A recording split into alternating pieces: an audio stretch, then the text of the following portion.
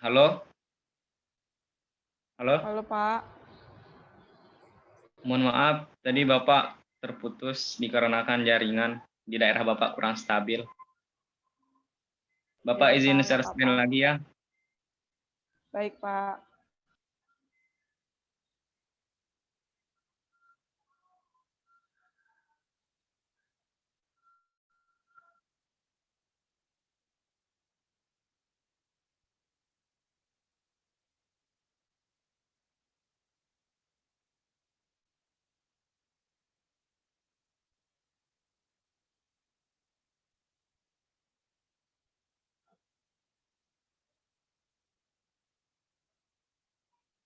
Tadi sampai mana? Sejarah Pak. Sejarah, Pak. Yang tadi sejarah sudah saya jelaskan kan. Nah, kita masuk ke penjelasan dari renang gaya dada itu sendiri. Jadi gaya dada atau gaya katak adalah berenang dengan posisi dada menghadap ke permukaan air, namun gaya ini berbeda dengan gaya bebas.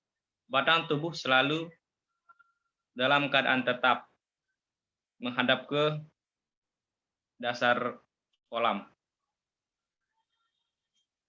Nah, untuk mempelajari renang gaya dada itu sendiri, kita harus mengetahui teknik dasar dari renang gaya dada. Yang pertama, teknik dasarnya itu posisi badan, kedua gerakan kaki, ketiga gerakan tangan, yang terakhir adalah belajar cara pengambilan nafas. Ada yang tahu posisi badan ketika melakukan renang gaya dada?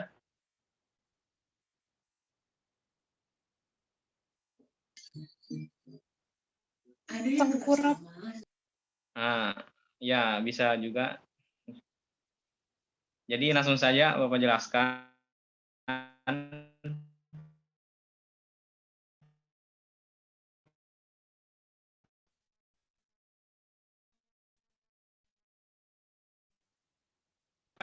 Ketika melakukan renang gaya dada, yaitu seluruh anggota ketika sudah meluncur, posisi badan dengan seluruh anggota badan rileks.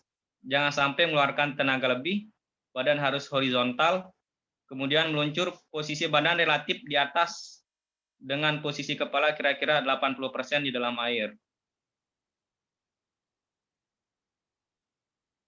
Nah, jadi bisa dilihat di gambar nomor 1. Bisa dilihat kan? Gambar nomor 1. Bisa, Pak. Nah, jadi semua badan itu berada di dalam air, sedangkan kepala sedikit keluar dari permukaan air. Jadi 80% kepala itu di dalam air. Ini untuk posisi badannya. Kita masuk ke teknik dasar yang kedua, yaitu gerakan kaki. Nah, jadi dari posisi kedua kaki lurus ke belakang, kemudian kedua kaki dibengkokkan pada panggul dan lutut dengan kedua tumit berdekatan. Sementara kedua tumit bergerak mendekati pantat, ujung kaki dibengkokkan ke arah samping, tumit dan lutut direnggangkan perlahan-lahan. Setelah bengkok pada panggul dan lutut mencapai maksimum, barulah gerakan tendangan dimulai. Jadi tendangannya itu menggunakan telapak kaki. Nah, bisa dilihat contoh gambarnya. Kita mulai dari yang pertama, kedua kaki lurus ke belakang. Lalu masuk yang kedua, ditarik ke arah pantat, bisa dilihat kan? Kemudian yang ketiga, kedua kaki dipisahkan ke samping. Jadi cukup kedua kaki ini saja yang pisah, jangan hubungan bapak sama anak-anak pisah juga. Kemudian yang terakhir, didorong ke belakang menggunakan telapak kaki. Sudah jelas kan? Selanjutnya teknik dasar yang ketiga yaitu gerakan tangan. Nah, jadi gerakan tangan dapat dilakukan dengan cara yang pertama, tangan lurus ke depan, tentu saja dilakukan di dalam air. Tarik kedua lengan ke arah samping bawah dada, siku lurus. Kemudian pada saat siku di bawah dada, segera kedua siku dibengkokkan sehingga membentuk sudut kira-kira 45 derajat. Nah, di sini perlu diperhatikan pada saat menarik kedua lengan gerakannya seperti mendayung dan melampaui garis bahu. Nah, pada renang gaya dada ini, telapak tangan ketika mendayung menghadap ke samping. Jadi menghadapnya ke samping. Nah, ketika akan membentuk sudut, kedua telapak tangan yang tadinya menghadap ke samping, segera kembali menghadap ke bawah. Dan gerakan yang terakhir, yaitu kedua tangan ditarik ke atas hingga di bawah dagu, dengan telapak tangan menghadap ke bawah dan ibu jari tengah rapat. Setelah lengan kembali dari di bawah dagu, segera lengan kembali ke sikap permulaan, yaitu lurus ke depan. Nah, ini contoh gambar dari gerakan tangan. Dimulai dari yang samping kanan, tangan lurus ke depan, kemudian ditarik. Sebentar. Kemudian dari gambar yang kanan, langsung ke kiri, kemudian ke tengah, ke kanan lagi. Jadi gerakannya seperti itu. Dan yang teknik dasar yang terakhir yaitu pengambilan nafas. Nah, jadi pada pengambilan nafas ini, posisi kepala saat bernafas pada renang gaya dada adalah mengangkat kepala ke atas, sehingga mulut sejajar dengan permukaan air. Hal ini dimungkinkan karena waktunya bersamaan dengan saat kedua lengan menekan air ke bawah dan mendorong air ke dalam. Nah, jadi ketika tangan sudah sampai di bawah dagu dan akan diluruskan ke depan secara perlahan-lahan, kepala diturunkan dan udara dihembuskan di dalam air. Nah, untuk contohnya bisa dilihat di gambar nomor 4. Nah, jadi ketika tangan mendayung ke bawah, nah disitulah kepala dikeluarkan, mulut sejajar dengan permukaan air. Pada saat itu kita bisa mengambil atau menghirup oksigen. Nah, jadi ini adalah 4 teknik dasar dalam mempelajari atau pembelajaran renang gaya dada. Adapun manfaat renang gaya dada ini sangat banyak. Jadi menurut Kementerian Kesehatan Republik Indonesia, di sini Bapak cuma mengambil 4 contoh, yaitu manfaatnya yang pertama menjaga kesehatan jantung, kesehatan paru-paru, melatih otot-otot tubuh, dan membakar kalori. Mungkin ada penjelasan Bapak yang kurang jelas, apakah ada yang ingin ditanyakan? Tapi Bapak rasa penjelasan Bapak sangat jelas ya. Apakah ada yang ingin ditanyakan, budak anak-anak?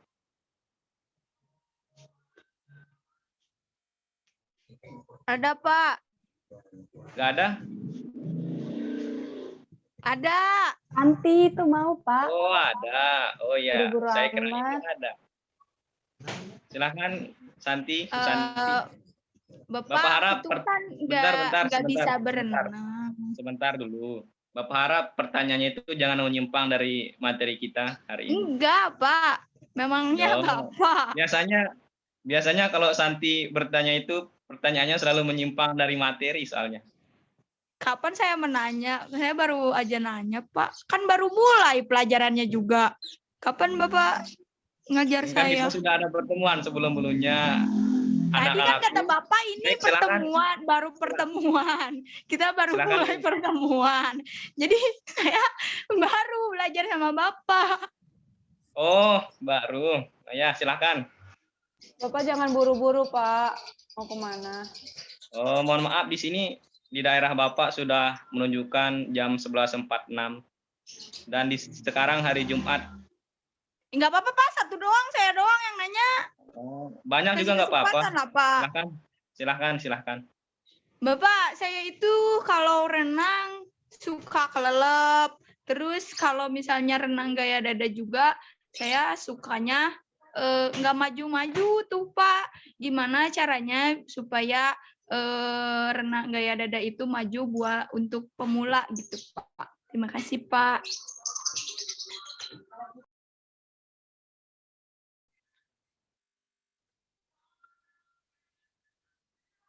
Apakah ada yang ingin bertanya lagi? Sepertinya Bapak langsung jawab ya pertanyaan dari Santi. Kenapa Santi kalau berenang tidak maju-maju?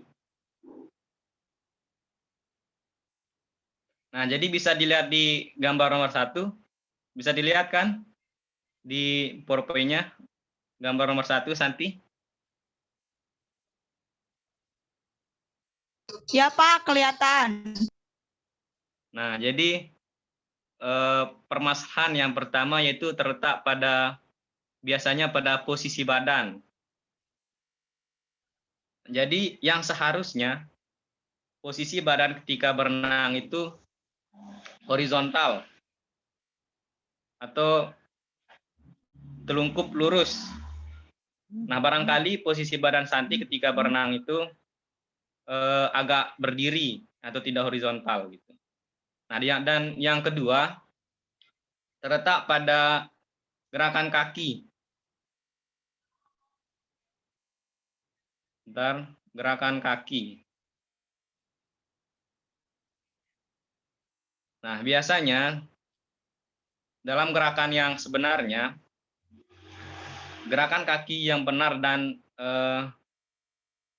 menghasilkan dorongan yang kuat itu seperti yang ada di gambar PowerPoint. Jadi Pak, gerakannya yang pertama, kalau digambar nggak jelas, Pak. makanya Coba Bapak praktekin, Pak. maaf Bapak kurang memandai ya kalau mempraktikkan. Soalnya kita sekarang online. Mungkin barangkali besok ketika sudah offline kita bisa mempraktikannya sama-sama.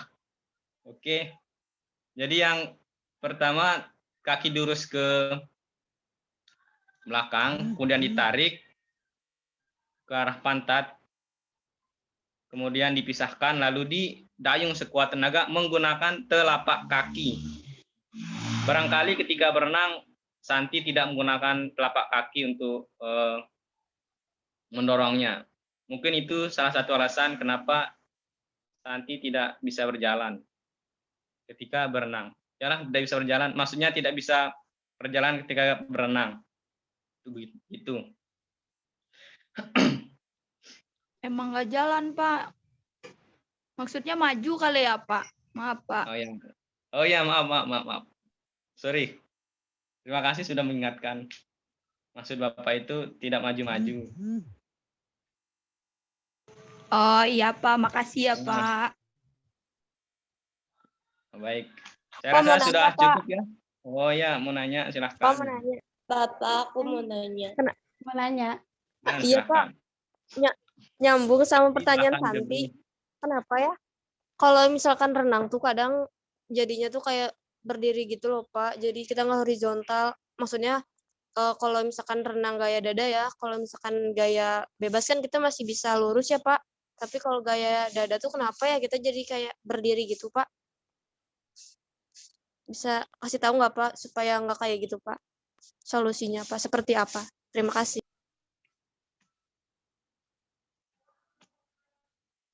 Nah, jadi solusinya yang pertama itu berlatih. Jadi berlatihnya itu jangan langsung ke kolam yang dalam. Jadi berlatihnya di kolam yang dangkal terlebih dahulu, dan posisinya itu biasa dilakukan di dekat dengan tembok, maksudnya dinding kolam. Nah, itu dilakukan perlahan-lahan, karena jika dilakukan dengan sering dan dilakukan dari awal, maka biasanya akan otomatisasi lurus gitu. Yang penting sering dilakukan dan ingin mencoba. Betul, Pak. Bagaimana, Febri? Apakah sudah jelas jawaban Bapak? Baik, sudah, Pak. Terima kasih. Baik, Febri. Ada yang ingin bertanya lagi? Sitium Datun tadi.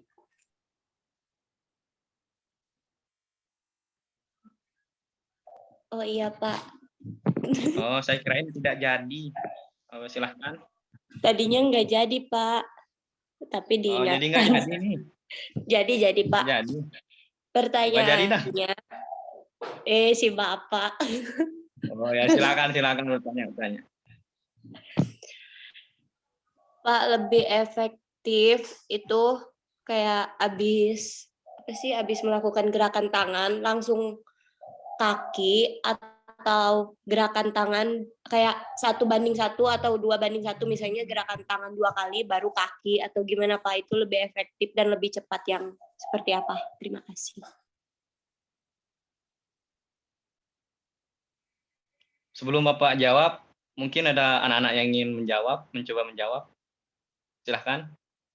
By the way, di sini ada atlet renang kan, Andelina, Apakah bisa menjawab? Bukan saya, Pak, si Jihan. Oh, Jihan. Mana Jihan?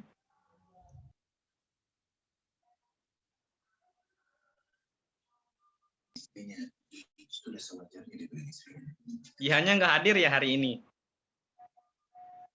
Hadir, Pak, tadi. Mungkin kendala jaringan. Oh iya. Bapak, aku mau coba jawab boleh? Silakan. Bapak, aku mau nanya. Silakan, Santi. Silakan Santi jawab. Kalau menurut Santi, yang efektif itu jadi 2:1. Kalau misalnya masih kuat napasnya gitu, jadi lebih dibanyakan kakinya gitu Pak. Lengannya menyusul gitu, lengannya bisa 2 atau 3 kali kaki langsung lengan. Maksudnya iya kayak gitulah. Terus cara pernapasannya juga 2 atau 3 kali lengan baru ngambil napas, itu pun kalau misalnya dia kuat gitu Pak pernapas. Nah, baik. Jadi jawaban Santi sudah sangat jelas ya. Nah, jadi dalam gerakan kaki dan tangan itu, gerakan yang pertama kali dilakukan ketika sudah muncul itu gerakan kaki. Nah, untuk 2-1 atau 1-1-nya tergantung atlet itu sendiri. Apakah dia mampu menahan nafasnya dalam air dengan waktu yang lama atau nafasnya itu pendek. Jadi kalau nafas atlet itu lama, bisa melakukan gerakan kaki 3 kali, bahkan 4 kali, kemudian melakukan gerakan tangan. Nah, tapi kalau nafasnya pendek, bisa melakukan gerakan kaki sekali, kemudian gerakan tangan sekali. Bagaimana? Apakah sudah jelas jawabannya? Oh, Jihan mau menjawab, silahkan. Jihan. Atlet kita. Kalau menurut aku Maya, setahu aku, kalau misalkan kakinya, kalau pemula disaranin kakinya 2 kali dulu, baru tangan. Kalau misalkan udah atlet, 1-1, jadi 1 kali kaki, 1 kali tangan, kayak gitu.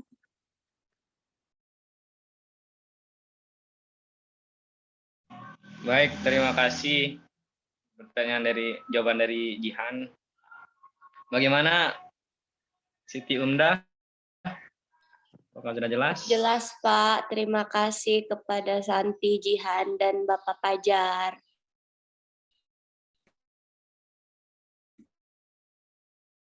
Teman saya yang mengingatkan, sekretaris terbaik. Sama-sama. Saya izin bertanya, Pak. Pertanyaan terakhir ya, siapa yang ingin bertanya? Saya, Pak. Saya, Pak, Oh, tadi. dari tadi. Tapi, Andelina mau bertanya, silakan Andelina. Saya, Pak, tadi setelah Siti, tapi gak apa-apa deh. Andelina. Tapi nggak apa-apa, Pak. Mungkin pertanyaan mewakili kami semua, Pak. Nanti kita VC aja ya, Pak. Iya, bener. Pak, saya mau nanya.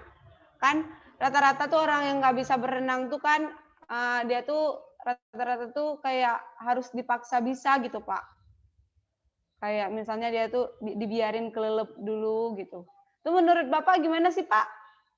Kan udah ngejatuhin mental tuh, Pak. Kasih, Pak. Nah, jadi menurut Andel itu menjatuhkan mental karena itu pemikiran Andel. Tapi biasanya para guru seperti itu justru ingin meningkatkan mental anak muridnya. Biasanya kan kalau orang baru belajar renang itu biasa panik gitu. Nah, dengan ditenggelamkan lebih lama, tentu saja atlet tersebut lama-kelamaan akan tidak panik ketika di dalam air. Tentu saja guru itu menenggelamkannya itu tidak sampai murid itu mati. Kalau mati bisa-bisa guru tersebut langsung dibui, dipidana. Jadi sudah terukur gitu. Kalau pelatih renang itu ingin membiarkan atlet tersebut di dalam air. Jadi sudah tahu apa yang akan terjadi. Oh, berarti tuh Pak, secara tidak langsung menenggelamkan itu biar mental anak itu lebih tinggi gitu ya Pak, dan secara refleks bisa berenang gitu ya Pak? Bukan langsung bisa berenang ya, tapi sudah tidak panik terhadap air. Biasa kalau orang baru berenang, maksudnya tidak bisa berenang, ketika diceburkan ke dalam kolam, langsung panik. Nah, namun apabila hal itu sering dilakukan, maka kepanikan tersebut akan hilang.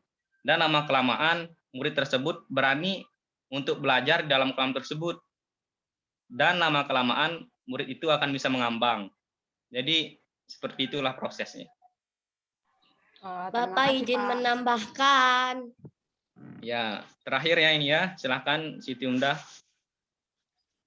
Ya Pak, jadi aku izin menambahkan, benar kata Bapak. Terus juga kayak sebenarnya ditenggelamin itu supaya dosen atau guru itu memberikan tekanan kepada siswanya agar siswanya itu di air itu berpikir bagaimana cara dia agar bisa selamat untuk menyelamatkan diri dia sendiri. Namun untuk beberapa orang memang itu pada saat awal-awal itu sangat menjatuhkan mental, terus ketakutan dan rasa trauma. Tapi justru karena hal itu kita juga bisa bisa tahu gitu mana yang benar-benar mampu berjuang untuk dirinya sendiri, dan saya dan Andel mampu Pak untuk melewati itu semua sampai kita berdua bisa lulus, alhamdulillah. Pejuang Del. Lulus dari mana kan Makasih. ini kalian baru belajar? Kami kemarin ikut kursus. Oh Iya. ya. Iya Pak, kita kursus berdua Pak di EPOK Pak. Biasa latihannya di situ Pak, di UPI Andel. Terima kasih temannya sudah sangat membantu. Jadi kalau kita takut itu hadapi, jangan lari gitu. Kalau kita takut hadapi, insya Allah ketika sudah kita sering hadapi, rasa takut itu akan hilang. Dan Pak, kalau cocok kemampuan itu jalannya akan ya. timbul gitu. Sama seperti Siti Unda, rasa takutnya dihadapi, lama-lama kemampuannya timbul. Dari tidak bisa berenang, jadi bisa berenang. Lewat kursus di EPOK. Nah, baik, mungkin hanya ini pelajaran kita pada hari ini. Kurang lebihnya, Bapak mohon maaf. Karena Bapak manusia biasa, bukan manusia sempurna. Tetap semangat puasanya. Jangan sampai ada yang batal. Jangan lupa sholat, tadarusan, tarawih. Jangan lupa bantu temannya mengerjakan tugas. Mungkin sekian dari Bapak. Wassalamualaikum warahmatullahi wabarakatuh. Waalaikumsalam warahmatullahi wabarakatuh. Terima kasih Bapak. Semoga Bapak sehat selalu, Lombok aman. Terima kasih Pak. Amin. Terima kasih ya banyak. Pak. Terima kasih Pak. Pak, Bapak disaksikan Terima kasih, oleh Bapak. ibu aku Pak. Terima kasih. Bapak izin lift ya. Ya Pak. Ya Pak. Pak.